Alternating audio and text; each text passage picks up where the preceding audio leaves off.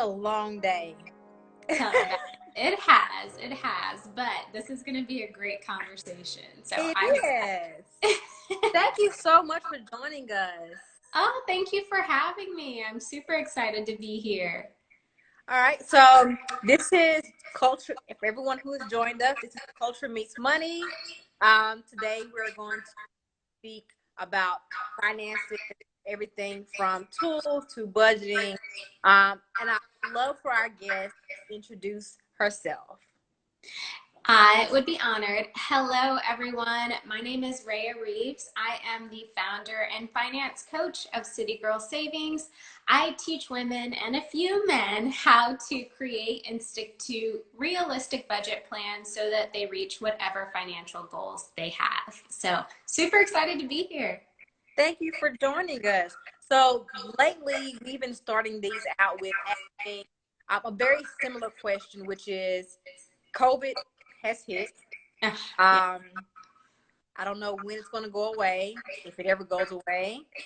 I feel like we thought we were like there, and then we thought, and then we were out and about, and here we are.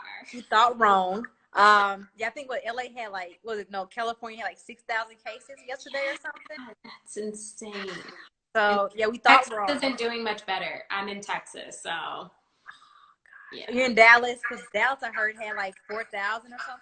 I'm in Austin, so not too far from Dallas, but it's it was okay, but you know, once they started opening things up, it just got crazy out here. So on the subject of COVID, the economy, I think March, we officially went into session. Yeah. What are some of the top questions you have been getting in regards to finances now that COVID has hit and the economy is all the way turned upside down? Yeah. I mean, one of the biggest things that I keep seeing coming up for my clients and just people in the community is, should I save or should I pay off my debt? I've been focused on paying off my debt, but here we are in coronavirus times. Do I stop my debt repayment efforts and just put everything into savings? So that's one thing I've been seeing. Another thing is, how do I make more money? I mean, I think people are really worried about their job security, understandably. Unemployment rates have spiked drastically. So people have been asking what are some ways they can make more money. And then the final thing I've been seeing quite a bit of is, how do I tighten up my budget to make sure that, you know, I'm able to continue surviving if things do get worse. So those are some of the things that I've been seeing in my community. The last one is really interesting because I feel that people was like, okay, we get the extra $600 until the end of July. And I think at one time we thought that by the end of July, we would be okay. Yeah. And now it's looking like we're not going to be okay. Yeah. So I'm curious, like, what is your advice? So I think that's huge. Right. The fact that we might not be nice by July, and that extra $600 that a lot of people are getting will be cut off. Yeah. So, you know, my advice is, like, start immediately, right? Don't wait for you to lose your money for you to start tightening things up, right? So look at, you know, where you're currently spending your money. You know, are you spending extra on groceries that you don't need to? Are you going out to eat? I know it's nice to support small businesses, local restaurants. That is not a necessity at this point, right? So it's really being mindful about where your money's going, and anything that is a discretionary item or something that is not a necessity, be okay with cutting it back. And just knowing that this is not going to go on forever, right? But you're doing what you need to do right now to put yourself in a better position. Got it. That's really, really great advice. And I think it's so important right now for, you know, what is going on. So I want to jump into City Girl Savings. Like, where did the name come from? You know, everybody asked me that. And so I I'm from Austin, Texas, but I went to school in Los Angeles, California. I like had to go to a big city and I couldn't do the cold, so New York was out. So I went to Los Angeles and I lived the city girl lifestyle, broke, enjoying life, but not doing what I needed to do.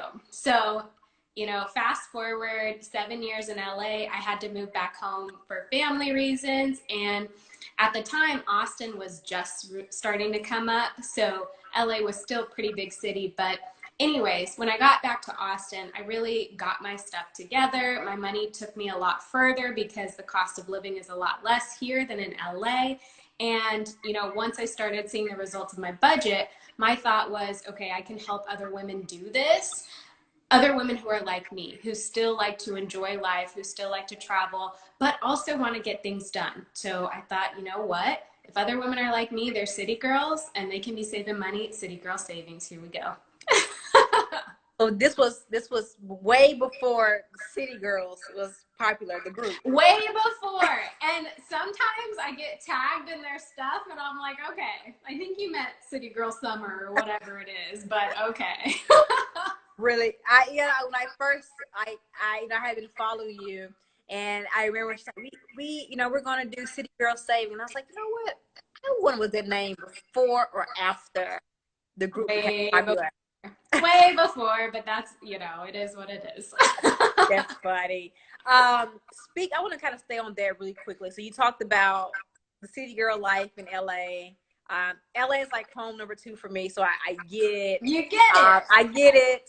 I lived in Austin for like almost 2 years. You did? So Oh. I know the differences. Moving to Austin was really interesting because I lived there 2013 through early 2015. Okay. And it was the first city that I had ever went to that they didn't allow plastic. Yeah. And it was very different for me. But I'm in LA all the time. It's like home number 2. But I want to tie in, speaking of like the city girl lifestyle, trying to learn how to budget, do better.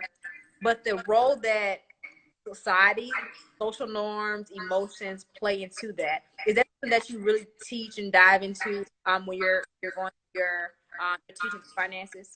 Absolutely. So more so the emotional aspect that came from your upbringing than social norms, right? I think when it comes to social norms and what society is telling us, we all have to be able to put our foot down and understand that that doesn't necessarily have to apply to our situation, right? Like that's just a cold, hard fact. And we also have to keep in mind that just because we're seeing X, Y, and Z out and about living life, spending money, does not mean that we really know what's happening in their life and their finances. We don't know if that's real. We don't know what their bank account shows, right? And so like that is something that everybody just has to keep in mind because it's all for show, right? So my focus is on, okay, what's really impacting you and your mindset? And it's likely how you were raised when it came to money, what experiences you had from your upbringings around money.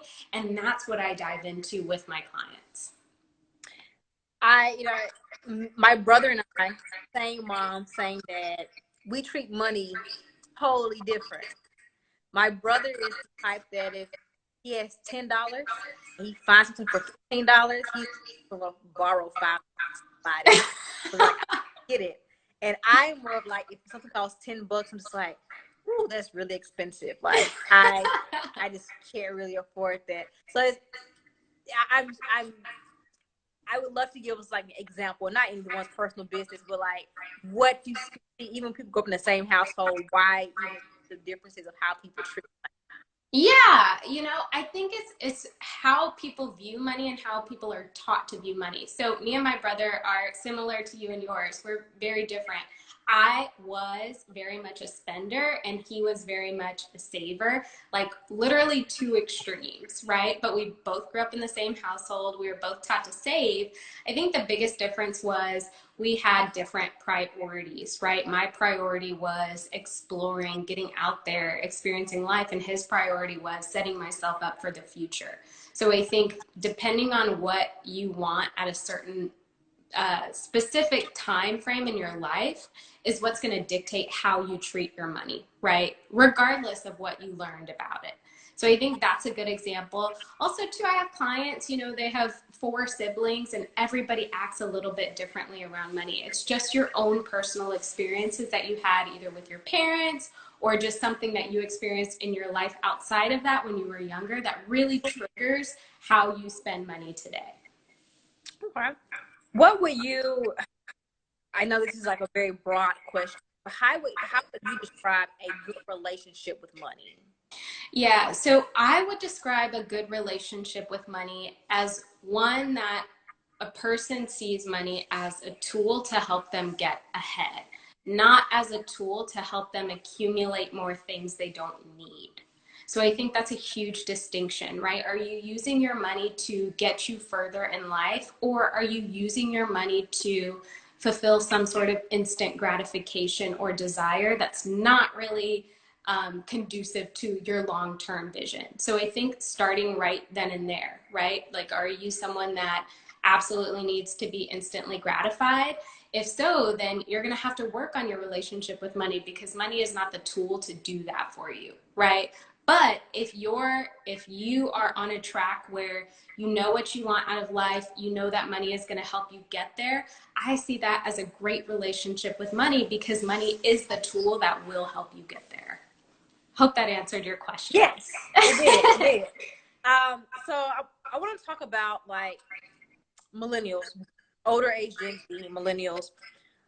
A lot of times we make mistakes, whether it's student loans, do really bad with student loans. We come out and we get maybe a credit card and we find ourselves in $5,000, $10,000 of credit card debt, of student Mm-hmm. loan debt. It seems that people get so caught up in the fact that they're like really deep in debt or they've made really bad financial decisions and they don't know how to come out. Like, what is like your advice? What is your method of pulling people out of saying, hey, you're in debt, but there's light at the end of the tunnel?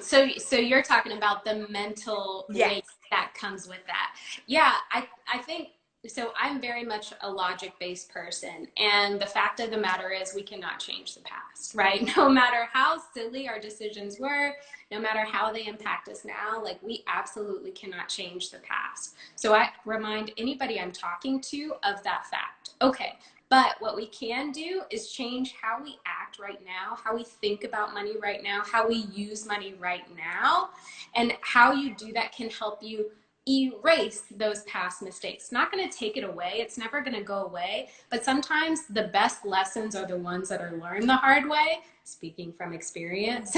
So I would just tell anybody that you cannot let your past define you. You cannot change your past, but you can make the right decisions right now to move forward the best way possible to help you get where you want to go. So you spoke of budgeting, early when we first started speaking. Um, are you? I'm curious to know like your thoughts on because budgeting has become like such a Taboo. yeah. It's like people now like do you am I supposed to budget based off like my income or like I don't have 10% to save like maybe I shouldn't be budgeting especially as a millennial and how we do it on our phone and we think different, we do different. What are your thoughts on budgeting? So, I mean, I'm a budget coach. Budgeting changed my life. So I will forever be somebody who supports budgeting. But I do believe that people make it much more complicated than it needs to be.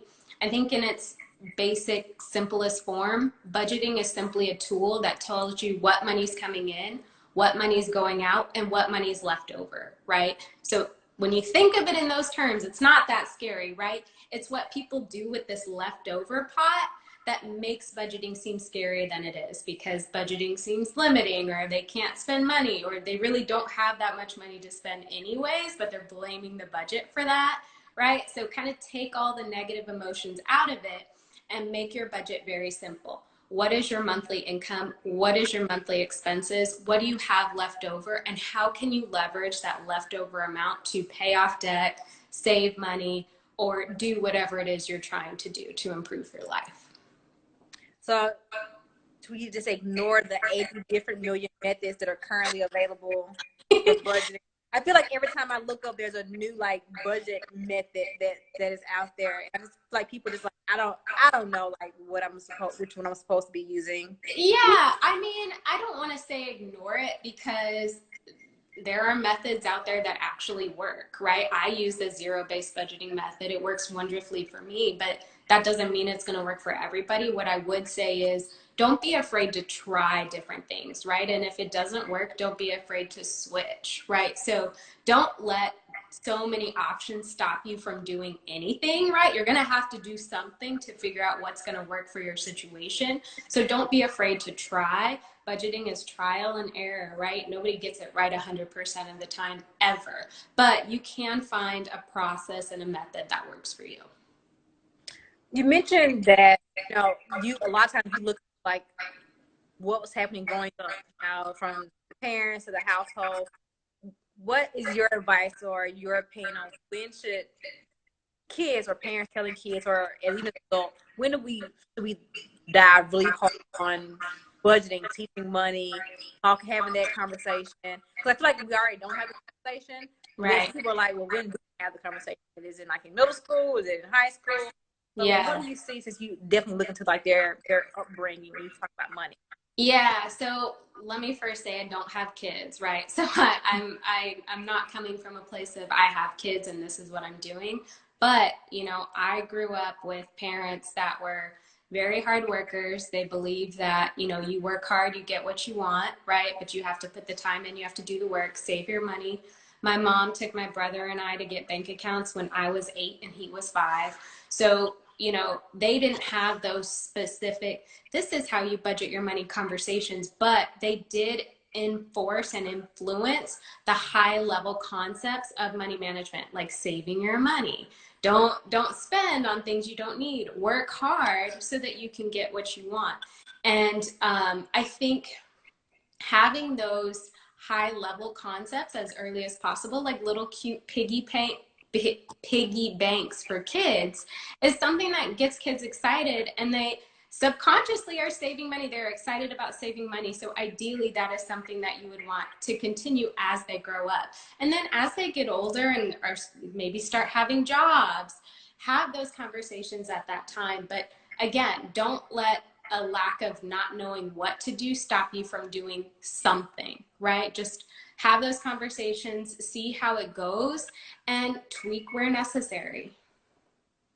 All right, so we're gonna start getting questions. If you have questions, just drop them in the chat. First question we have is, what's the best saving tip for someone who likes to live the city lifestyle?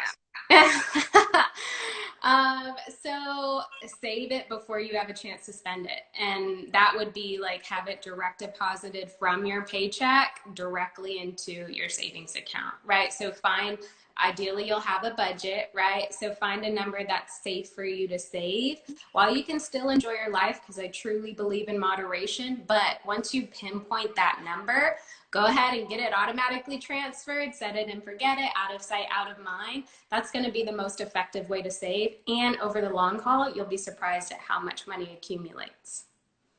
I know like a lot of my friends who are living the city life, the city girl life, they spend things. I grew up in Mississippi, so I'm a Southern girl. They spend money on things. I'm just like, I would have probably never even thought to even spend on that. Like it's the latest clothes, or I don't know, just like crazy things. I'm just like, I would have never spent money on that. So it's really interesting seeing the different lifestyles of like smaller areas or smaller rural areas, or even like tier cities compared to like tier cities, and how they Yes. spend money. So Yes. different. And I think kind of adding on to that, right? It's still about moderation no matter where you are, right? You don't want to be so extreme to where, you're not living life at all, right? But you also don't want to be spending all of your future away. So it's finding that balance in your budget wherever you are, making sure that you can still enjoy life, but you can also get stuff done. Agree. Love that. All right, next question. Do we need better financial products for the Black community to incentivize them to save? Hmm, that's a great question.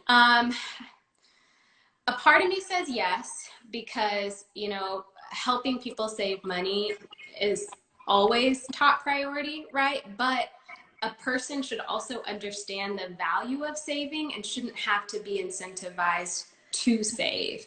And I say that meaning understanding how important a savings is to your future, to your family's future, to building wealth, to leaving a legacy. Understanding those things should be incentive enough to get out there and save what you can. So I'm torn between the two. Okay. We had another one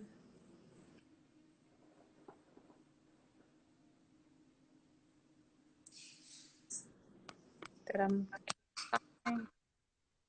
I think I lost whoever's last person. You can re-put it down. Sorry. That's a Um, while they're still bringing in questions, the question that I have is, what was the biggest financial lesson that you learned by living in LA? don't go into debt for stupid stuff. I mean, it literally took no time at all to rack up thousands and thousands of debt, and it took me years to pay it off. So I think that is one of the silliest lessons I had to learn. But like I said, the hardest lessons are the best ones, right? Like after I got myself out of debt, never ever happened again, and it will not happen again. Nothing is worth that. I'm curious, like, what is your method to be like, I'm not going to debt? Like, is it like you make sure like you'll use credit cards or like you pay it off every month? Like, kind of like I'm curious about your method of making sure you stay debt free. Yeah, so one, I have my budget on lock, right? Like a budget is where it's at. So I know exactly what I can afford to spend, specifically in my discretionary categories. That's where people can get caught up. I know exactly what I can afford to spend. So I use credit cards for the points, but I pay it off in full every month. And I only spend what I can afford to based on what my budget tells me. Meaning, if I have $200 a month to spend on shopping, I can use a credit card to spend that $200. I know that $200 is going to be in my account, therefore I can pay my credit card off in full. But if I wanted to buy something that was $400 and my budget only allots for two, I'm not buying it. Or I'm waiting until the next month when I have accumulated that $400. Does that make sense? Yes. Yes, I feel like I sell my nephews that my older nephews, and it doesn't work right now. 'Cause they're young, they don't grasp it. And I'm always like, there's like, I want the new shoes. I'm like, well, there's new shoes going to come out next month. There's Right. new shoes. They're like, it's always me new shoes. Like it's not like Always. And 9 times out of 10, when you sit on it, you don't really want it that bad yeah. anyways. I'm trying. I mean, they're like 10, 11. So I'm trying to teach them early. They're just like, I want the new Jordans. I'm like, then new Jordans going to come out next month too. So Yeah, you don't doesn't need to rush it matter. now. I have another question. What are ways you have maximized your savings? So I would say first, I leverage high yield savings accounts. I know right now the interest rates are kind of dropping, but still they're pretty good. And when I say high yield savings accounts, I basically mean savings accounts that are offered by online banks. So they don't have the typical expenses that a brick and mortar location has, and therefore they can afford to pay more in interest to their customers. So keeping $1,000 in a high yield savings account is going to earn me more money than keeping that exact same $1,000 in a brick and mortar location like Wells Fargo, for example. So I would say that's one of the biggest ways I've maximized my savings. Also, direct deposit, like I was mentioning earlier, just having that transfer set up instantly so I don't have to worry about spending that money, or I don't have to consciously put that money in savings myself. It's already going there. So I don't have to worry about it. It's like set it and forget it and let it grow. So those are the main ways I maximize my savings. Great. So, do you recommend that? Because I see that feel different about that. I'm a fan of what you just mentioned, which is kind of have a side account where you send money to, and you out of sight, out of mind. Like just kind of, I want to forget that like it's there. Yeah. Yeah. So I mean, So it depends on the type of spending personality you have, right? Like if you have a savings account that's linked to your checking and you see all that money in savings and you're gonna be tempted to spend it, don't do that to yourself. Get yourself a side account, right? But if you're the type of person where having that money in savings and seeing it every day inspires you to save more, then it's totally fine to keep it connected. But you're going to get more bang for your buck with a high yield savings account. So you may as well do that anyways. I like it. All right. So before we let you go, we always ask our guests leave us with a hack. A hack. So Okay. it can be trying to think of the one popular hack that we had was budget billing. So she talked about budget billing. We've had someone who gave us a hack of like how to lower your bills. Like gave us a website how to go lower your bills. So it can be about budget. It can be about accounts. Like it's up to you, but you have to give us a hack that we can use.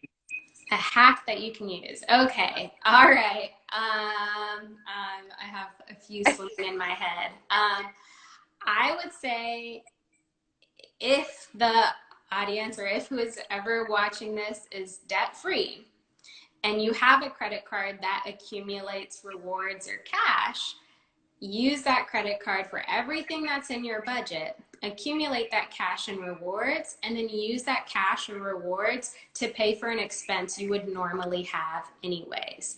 So for example, groceries, right? If you know that you spend money on groceries every single month, you have a credit card that accumulates cash points. When you go to swipe that credit card for your groceries, use your rewards to cut the cost of the groceries. That saves you money in your budget. I love it. I love it. I do that all the time and it just gives me so much joy. That's your favorite hack? I guess your favorite one? Yes, because I'm like, I was gonna spend $100 on my cell phone anyways. Now I can spend 80 and that's $20 back in my budget that I can use for an iced coffee or save it or whatever I want to do. Now I have the choice to make. Is there a credit card that you would recommend? Not in an endorsement way, but is there one that you like or you kind of recommend to people? Yeah, so my kind of go-to one for exactly what I just mentioned is the Citi double cashback. So you get 1% cash when you swipe the card, but you also get 1% cash when you pay it off. So it's like incentive to use it, but also incentive to pay the balance off and accumulate 2% cash back. Nice. Well, thank you so much for taking the time. Yeah. Before we go, please let everyone know how they can reach you, how they can contact you, how they can learn more. Yeah, so first, thank you so much for having me. I'm super happy to be here. If anyone wants to learn more about me and City Girl Savings, you can check out citygirlsavings.com. I'm also on Instagram at City Girl Savings. Tons of free resources, tips, anything you need to budget better and just make the most of your money. So that's how you can find me. And thanks again for having me. Thank you so much. For everybody who joined, I hope you got some of her amazing gems that she dropped. Of course, you can be able to find us on IGTV after this. So if you want to share it with somebody else, make sure they get a chance to come in and learn about the amazing things that she shared with us. Once again, thank you so much for joining us on this week's Culture Meets Money. Everybody, thank you. You guys have a great night. Thank you. Have a good night.